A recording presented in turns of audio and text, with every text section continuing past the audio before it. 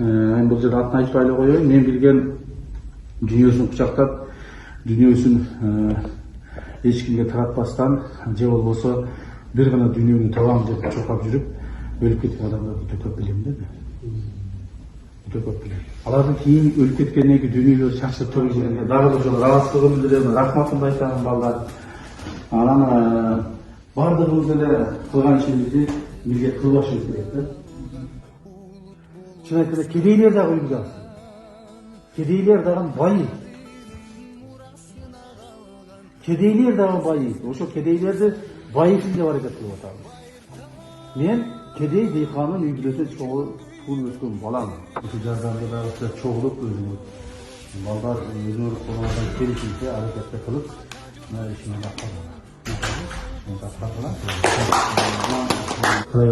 Дагы бир жолу айтам. Пендеден